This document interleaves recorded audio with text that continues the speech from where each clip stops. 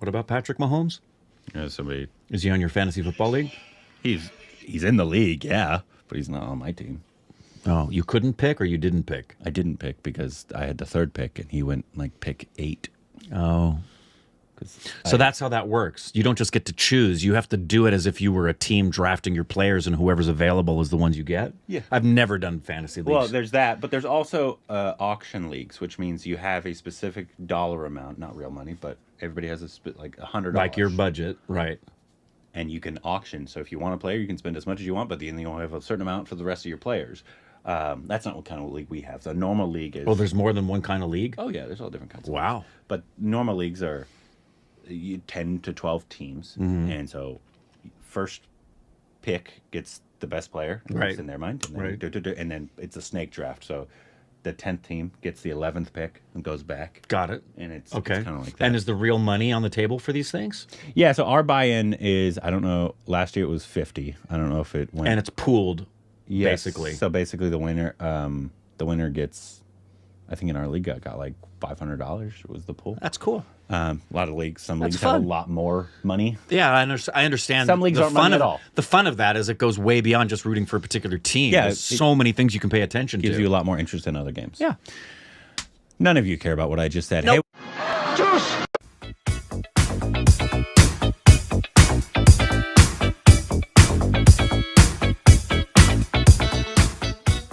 Welcome back to our Stupid Rex, of course. I'm Rick. You can follow us on Instagram, Twitter for more GC content. Thank you to our Sports on Patreon. Follow us with your Twitter account, subscribe to the like button.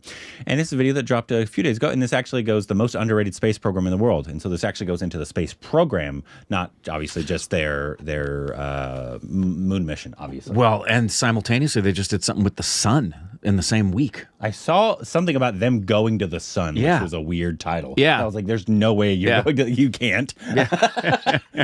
What do they do with the sun? I don't know. It just had something to do with getting close and doing some kind of a study of the sun. Okay. Which was basically... You can't go to the sun, right, in case you didn't know that. Right on the That's the kind of knowledge you get here. Of the moon landing. Fun fact, you cannot go to the sun. Which, did you see the super blue moon that was up in the sky? No. Yeah, it was gorgeous. It wasn't just a blue moon. It was a super blue moon, which happened once every 10 to 20 years. Moon. And I was looking through the telescope, and you know what I saw up there? I could see the Indian lunar module that had landed, and right next to it was SRK spreading his arms. Yeah, that makes sense. Here we go. 1963, officials with India's space agency were still moving rocket parts around on bicycles. And now they're on the south side of the moon. They successfully landed a spacecraft on the moon. This accomplishment was especially emotional because 4 years ago in... Wow, I thought there'd be more information. Me too. I'm very disappointed. 4 years ago in 2019, a software glitch caused its predecessor, Chandrayaan 2's lander, to crash into the moon's surface. So they were nervous this time, understandably so. They were probably nervous the first time. That much confident because as a person who has been doing in this domain for 36 years, I know there are thousands of things. Any of that can anytime go wrong and derail. The pressure was immense, admitted the director of the center that spearheaded the construction of the spacecraft. The amount of effort is tremendous. The smiles that filled the room were a testament to the resilience of the Chandrayaan 3's team, who navigated the Vikram lander to avoid all those potholes to come in for a soft landing. This footage has been super sped up. The rover Pragyan then rolled out of the lander's belly to begin exploring the lunar surface. And we became the first country to go to near to the south pole of the moon. Astronauts are racing to get to the lunar south pole as spacecraft have detected water ice there, which can potentially be extracted and turned into drinking water, food, and rocket fuel. Yeah. NASA desperately wants to land humans there before China. I don't want China to get to the South Pole first with humans and then say, this is ours, stay out. While China has succeeded Russia, no one should say that. Rival to American influence in space, but they will. India is emerging as a force to be reckoned with. India's small and scrappy space agency is growing more small and scrappy. By the day. It started off small by launching satellites after establishing its space program in 1962, 4 years after NASA, under the leadership of the late physicist Dr. Vikram Sarabhai. The lunar lander Vikram was named in his honor, a tribute to his vision, which he described this way. There are some who question the relevance of space activities in a developing nation. To us, there is no ambiguity of purpose. We must be second to none in the application of advanced technologies to the real problems of man and society. Initially, India's space agency, which later evolved into ISRO, collaborated with multiple countries.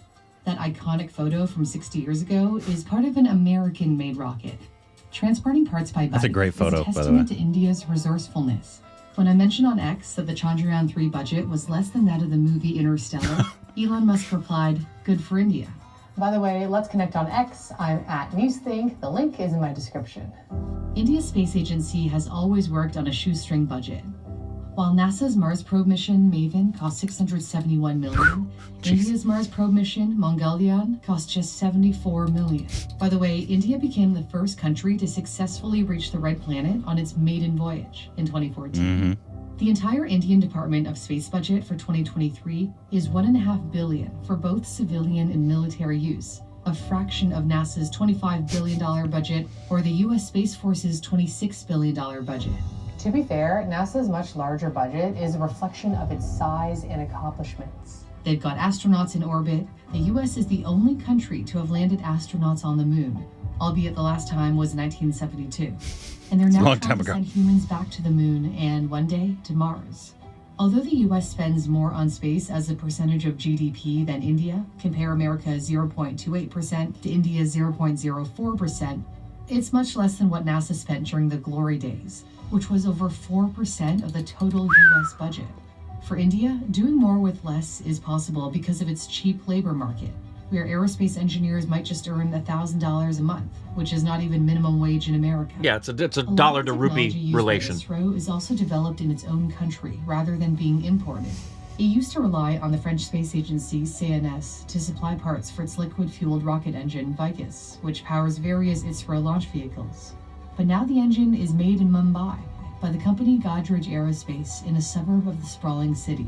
It takes about 5 months to create an engine, and then it's shipped to ISRO by road at a careful pace of 20 kilometers an hour or 12 miles an hour, taking 2 weeks to go from Mumbai to ISRO's Vikram Sarabhai Space Center in Tiruvananthapuram. Another way India keeps its space agency light and nimble is through shared launches. Think rideshare with other countries in the space industry. Uber for space. Payloads, usually satellites, hitch a ride on a single launch, reducing India's overall costs. ISRO has had commendable successes until now, but landing on the moon has marked a monumental leap for the nation, showing its capabilities on the global stage. We will be now looking at putting the man in space, putting a spacecraft around Venus, and landing a craft in Mars. India has actually never sent people to space on its own. An Indian astronaut, or Vyomanaut as they call them, flew into orbit on a Soviet rocket in 1984. India is preparing its first astronaut mission called Gaganyaan, which aims to send 3 astronauts into orbit on its own spacecraft. But the mission has faced delays and ISRO hasn't announced a date for it. As the curtains drew to a close on the 20th century, the Cold War space race gave way to a new race. The U.S. remains the dominant player, with private companies, notably SpaceX, shaping the landscape of space exploration. China is watching SpaceX's every move and aims to create its own answer to SpaceX's fully reusable rocket Starship. Russia now lags behind, symbolized by its lunar lander crashing into the moon mere days before India's triumph. India may have been late getting into the game, but it has proven it has plenty of potential. We will continue to do our best and make our flag fly, ISRO's as well as India's flag fly high. Thank you very much. One of my favorite parts of a successful mission is seeing the team's reaction. Absolutely. If you're inspired by what these engineers have achieved and want to develop similar skills or brush up on what you already know, Brilliant is the place to learn. Brilliant I don't think that's where they went. An app where you can learn math, computer science, I know it's your and ad, but interactively. You can dive into their mathematical thinking course by seeing fractions, cool. I think that's it. percentages. Yeah, I think that's it. I think that's it. Yeah. No, that's always one of my favorite parts of anything really, just like Any achievement. like a film achievement. Seeing all the achievements. filmmakers or the people involved. Or a team that wins and you watch the fans celebrating. Yeah. Well, especially with stuff with space that they've literally spent maybe even a decade on this project alone. Yeah. And this is their baby. It's and huge. Like they said, there's 1,000 ways it can go wrong. And also said, the fact that she said India was late to the game. I wonder why. Mm-hmm. No, we know why. It was England. Yeah, and then England has the audacity. I say that as a generality because it's been in the media, but there's some in England who have the audacity to tell India what they should or shouldn't do with their money. Yeah. Mind-boggling. But I'm a big fan. You may have, if you've heard us talk about space things before. I absolutely love hearing about space exploration for the purposes of enlightenment and education and better understanding of the world and the potential of things that can be a potential help bringing it back to our world. Yeah. The thing that I don't like, and I've voiced before about space programs, are the ones that are designed solely for either entertainment purposes for the wealthy or going out, as Elon Musk has repeatedly said he wants to do, to find a viable place for us to live. Those to me are the most extraordinary waste of time and resources that could be used for other more beneficial things. But hey, can't be perfect. Oh, that's not going to stop. Yeah, no, it's not. We're always going to look farther, and as long as there's money to be made, people will make it. Yep. Unfortunately. There will always be something human beings of a particular ilk can figure out how to make money off of it. Have you ever wanted to go to space?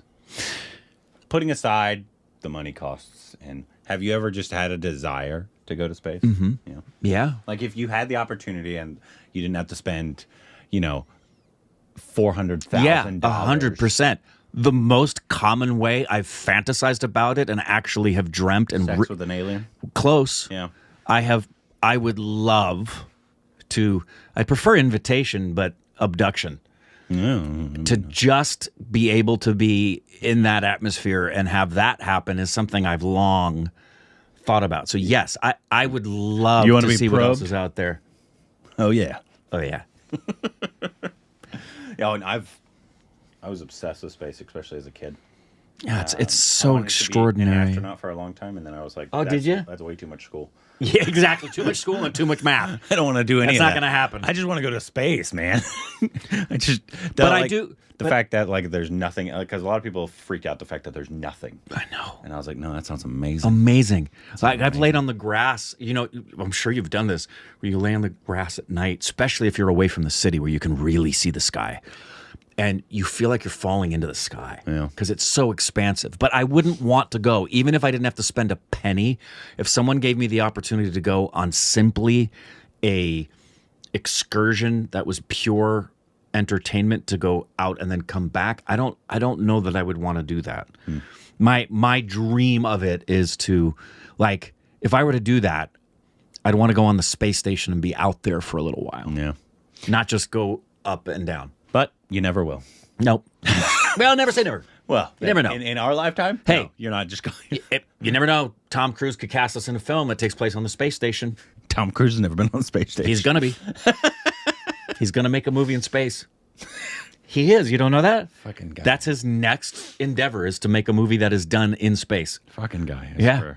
Anyways, go Tom. Obviously, I'll be in it with you. Again. I'll be background on that one, buddy. Let us know if there's any other videos we can react to via the space station or any other information we need to know down below.